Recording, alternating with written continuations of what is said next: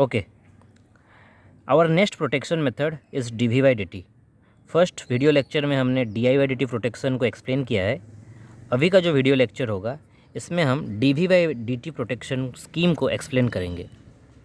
तो यहाँ पे मैंने एक थायरिस्टर लिया है जिसका एनोड को मैंने प्लस से कनेक्ट किया है, कैथोड को माइनस से कनेक्ट किया है। तो जो इनके जंक्शंस होते हैं J1 J3, इससे क्या हो जाते हैं, फॉरवर्ड वाइज कंडीशन में आ जाते हैं, और जो बीच का जंक्शन होता है वो रिवर्स वाइज कंडीशन में आता है। जो जंक्शन हमारा रिवर्स वाइज कंडीशन में आता है वो जंक्शन बिहेव करता है एज ए कैपेसिटर, क्योंकि तुमको ये पता है कि कोई भी जंक्शन अगर रिवर्स वाइज कंडीशन में होता है तो उसमें डिप्लीसन लेयर का फॉर्मेशन होता है, और डिप्लीसन लेयर के एक साइड में प्लस चार्ज एक्यूमुलेट करते हैं तो दूसरे साइड नेगेटिव चार्जेस एक्यूमुलेट करते हैं। तो एक साइड प्लस तो दूसरे साइड माइनस। तो इससे क्या होता है कि ये एक बिहेव करता है एज ए कैपेसिटर। कैपेसिटर में दो प्लेट्स होते हैं, एक प्लेट पॉजिटिवली चार्ज रहता है तो दूसरा प्लेट नेगेटिवली चार्ज रहता है।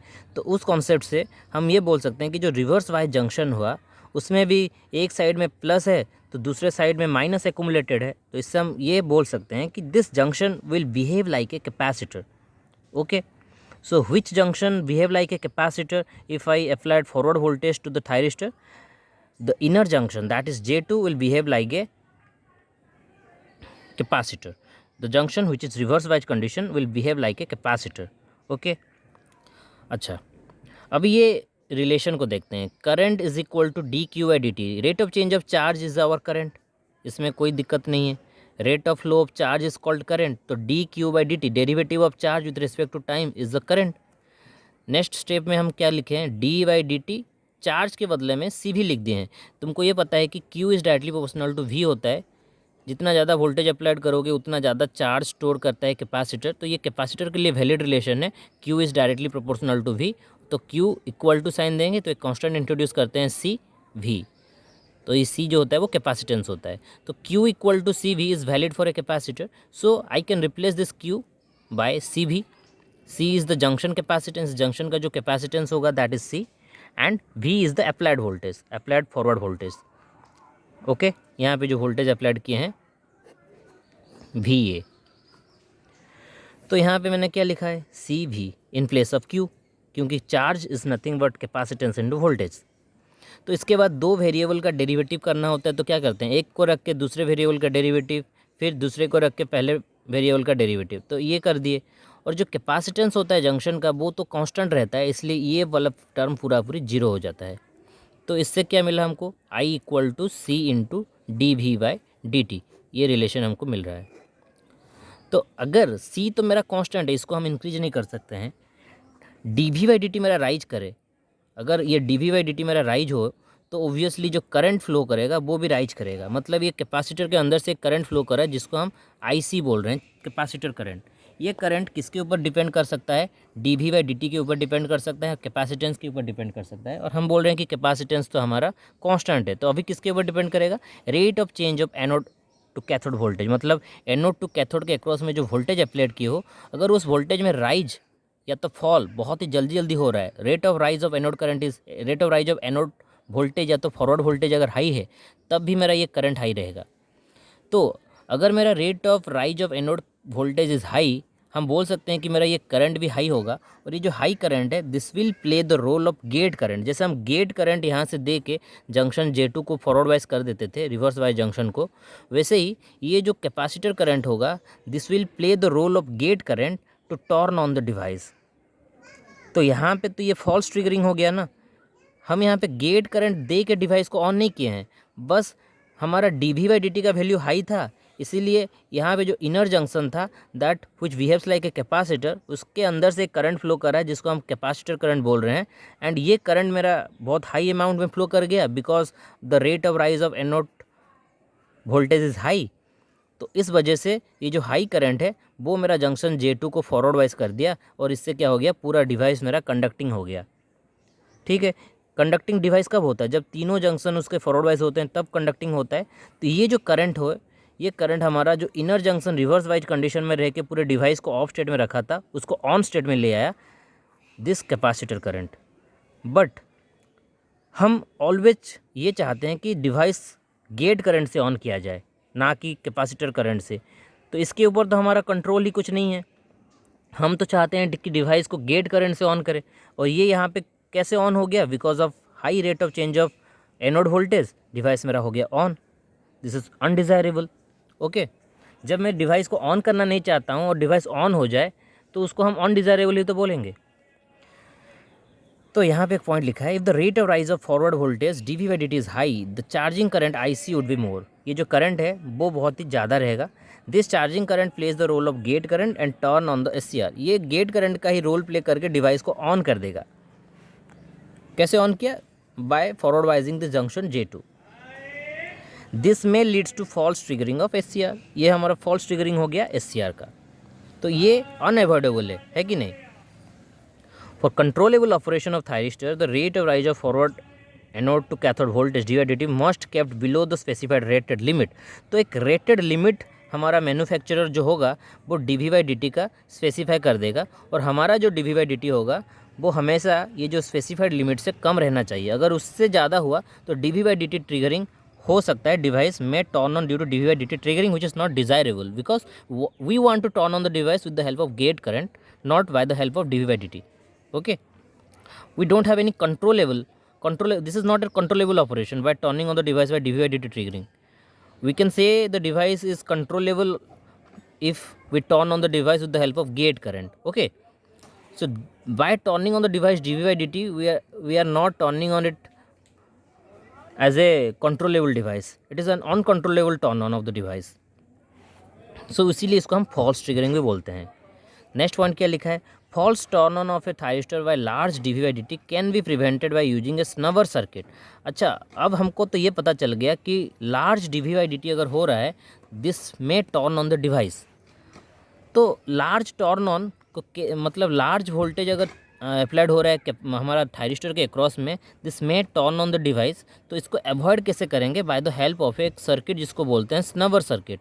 अब ये स्नवर सर्किट को कनेक्ट किया जाता है पैरेलली विथ द डिवाइस के साथ इसको पैरेलली कनेक्ट किया जाता है। अब यहाँ पे एक सर्किट को देखो, यहाँ पे प्लस माइनस सप्लाइड वोल्टेज, ये तो स्विच है जानते हो। यहाँ पे थायरिस्टर कनेक्टेड है, यहाँ पे जो इंडक्टर है इसका काम डी को मिनिमाइज करके रखना है, और यहाँ पे लोड कनेक्टेड है। Source, load, thyristor as a switching device, then inductor to minimize the D value, and एक सर्किट जो कि पैरेलली कनेक्टेड हुआ है तुम्हारे थायरिस्टर के साथ। ये सर्किट का नाम स्नवर सर्किट है।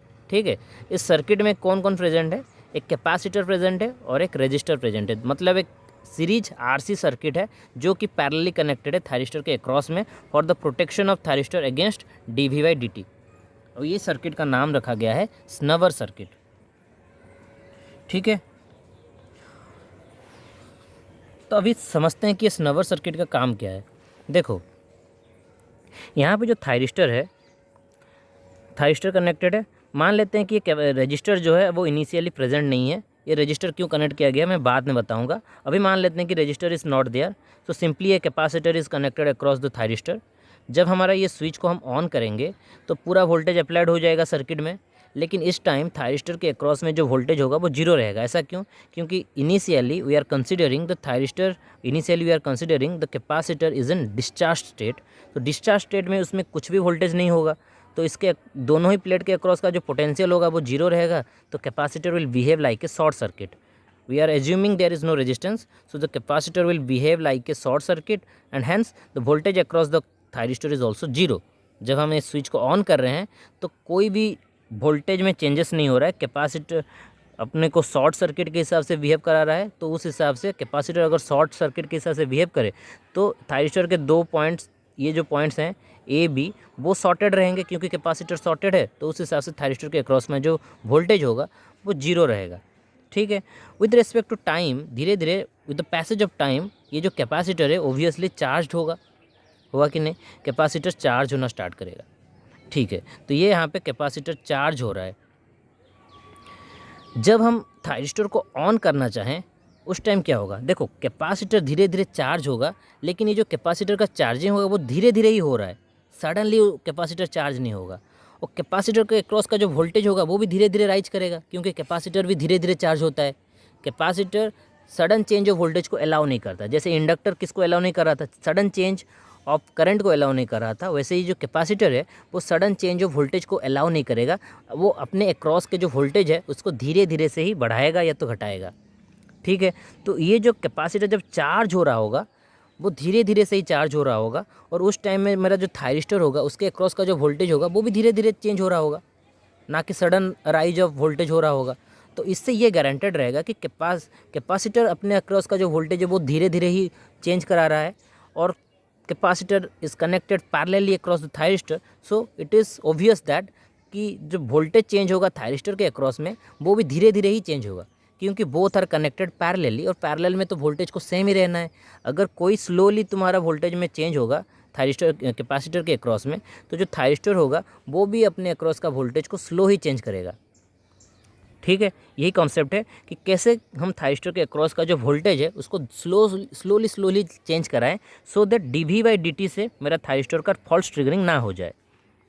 बस यही कॉन्सेप्ट है। कैपेसिटर जो कनेक्ट किए हो वो ये गारंटेड रखेगा कि थायरिस्टर के अक्रॉस में जो वोल्टेज है that will not rise rapidly, क्योंकि अगर rapid rise of voltage across thyristor होता है that will turn on the device by forward biasing the junction J2।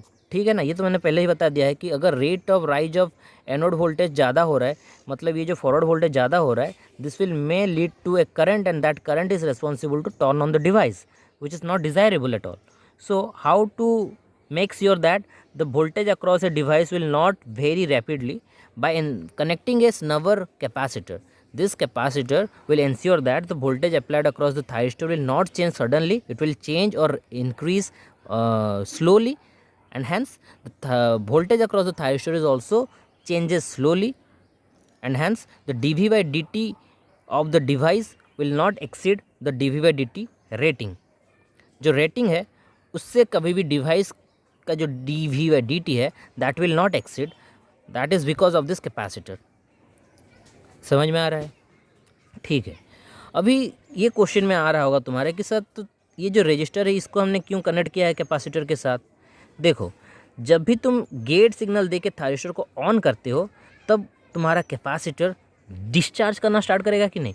वो जो डिस्चार्ज होगा कैसे होगा, एक ऐसे करंट फ्लो कराएगा, सर्कुलेटिंग करंट। मान लेते हैं इस साइड में प्लस है, इस साइड में माइनस है, तो जब भी मेरा थायरिस्टर ऑन हुआ तो ये AB शॉर्टेड हुआ, तो ऑब्वियसली उस टाइम मेरा कैपेसिटर डिस्चार्ज करना स्टार्ट करेगा, एक करंट को फ्लो करा के यहाँ पे प्लस से होते हुए करंट माइनस में फ्लो करेगा, और हम बोलेंगे कि इस टाइम मेरा कैपेसिटर डिस्चार्ज हो रहा है। तो डिस्चार्ज होते टाइम जो करंट फ्लो कर रहा होगा थायरिस्टर से होते हुए, that current is very large magnitude. Why? Because ये जो करंट अभी फ्लो हो रहा है, हम एज्यूम करें कि रजिस्टर RS कनेक्टेड नहीं है और हमारा एक करंट फ्लो कर रहा है because of the thyristor is shorted. Thyristor shorted कैसे? क्योंकि हमने थायरिस्टर को ऑन किया है तो इसलिए AB शॉर्टेड हुआ और ये रजिस्टर प्रेजेंट नहीं है, तो एक high current obviously discharge current के हिसाब से फ्लो करेगा जो कि थायरिस्टर को डैमेज कर सकता है। तो अब तुम्हारे दिमाग में आ जा रहा होगा कि RS यहाँ पे क्या काम कर रहा है, कि जब भी तुम्हारा थायरिस्टर ऑन हो रहा होगा तो जो लोकल पाथ रेजिस्टेंस है वो बहुत ही कम रहता है अगर RS नहीं होता है, जिससे कि एक हाई करंट फ्लो करके डिवाइस को डैमेज कर सकता है, जिससे कि dI/dt से डिवाइस डैमेज हो सकता है। ठीक है, तो यहाँ पे rate of change of current जो फ्लो करेगा discharge current, that may destroy the thyristor. Thyristor तो ऑन स्टेट में था ही, लेकिन जो डिस्चार्ज करंट फ्लो करेगा, कैपेसिटर जो करंट को डिस्चार्ज करेगा with the help of thyristor and capacitor, ये कैपेसिटर जो अपना करंट को डिस्चार्ज करेगा वो करंट ही डिवाइस को डिस्ट्रॉय कर सकता है। तो to protect the thyristor from this discharge current we are connecting a resistance in series with the capacitor, so that जब ये करंट फ्लो करे वो RS से होते हुए फ्लो करे और ये जो करंट है वो लिमिटेड हो जाए, थायरिस्टर से जो डिस्चार्ज करंट फ्लो करे वो कम ही करंट फ्लो करे, क्योंकि हमने लोकल पाथ रेजिस्टेंस को बढ़ा दिया है बाय कनेक्टिंग ए सीरीज रेजिस्टेंस RS। इससे ये इंश्योर्ड होगा जब भी मेरा डिस्चार्ज करंट फ्लो करे वो एक मिनिमम अमाउंट में फ्लो करे, so that thyristor will save from discharge current destruction. Okay, simple है, कुछ भी डिफिकल्टी नहीं है। Why dV/dt protection is necessary? Because high dV/dt may destroy the device. So device कौन है? थायरिस्टर है। हाई dV/dt हमारा डिवाइस को डिस्ट्रॉय कर सकता है या तो फॉल्स ट्रिगर कर सकता है। तो कभी भी अगर तुम्हारा dV/dt हाई होता है तो डिवाइस में फॉल्स ट्रिगरिंग आ सकता है, डिस्ट्रॉय नहीं हो रहा है, फॉल्स ट्रिगरिंग हो रहा है। वो फॉल्स ट्रिगरिंग ना हो इसलिए हमने कैपेसिटर को कनेक्ट किया है across the thyristor, so that capacitor अपने अक्रॉस का वोल्टेज को स्लोली राइज कराएगा, क्योंकि capacitor always oppose the change of voltage. तो कैपेसिटर कभी भी अपने अक्रॉस का वोल्टेज को सडनली राइज होने नहीं देता है। तो इससे ये गारंटेड रहेगा कि उसके अक्रॉस में जो भी कनेक्टेड रहे लाइक थायरिस्टर, उसके अक्रॉस का भी जो वोल्टेज होगा वो सडनली राइज नहीं करेगा। तो इससे ये गारंटेड हो जाएगा कि कभी भी ये डिवाइस फॉल्स dV/dt ट्रिगरिंग नहीं करेगा। dV/dt के हाई वैल्यू से कभी भी ये फॉल्स ट्रिगरिंग नहीं होगा। तो ये फॉल्स ट्रिगरिंग तो नहीं होगा, ये इंश्योर्ड हो गया बाय कनेक्टिंग ए कैपेसिटर। लेकिन जब भी तुम डिवाइस को ऑन करोगे by giving an gate signal, तब डिवाइस होगा शॉर्ट, तब डिस्चार्ज करंट फ्लो करने लगेगा कैपेसिटर से और थायरिस्टर से होते हुए, जो कि मे डिस्ट्रॉय द डिवाइस। और उसी से ही प्रोटेक्ट करने के लिए यहाँ पे RS कनेक्टेड है इन series with the capacitor, so that जब ये करंट फ्लो करे कैपेसिटर से होते हुए रजिस्टर RS से होते हुए जाए, सो दैट जो करंट होगा वो लिमिटेड अमाउंट में फ्लो करे discharge current, and our thyristor will protected from discharge current damage. Okay, बस अगर तुमको dV/dt में लिखना है तो इतना भी अगर लिख देते हो तो तुमको फुल मार्क मिल जाएगा। Snubber circuit is very important for your exam point of view. खाली एग्जाम में स्नवर सर्किट को ही पूछ लिया जाता है। तो I think you can explain why the snubber circuit is needed, why it is connected parallelly across a thyristor. Thank you.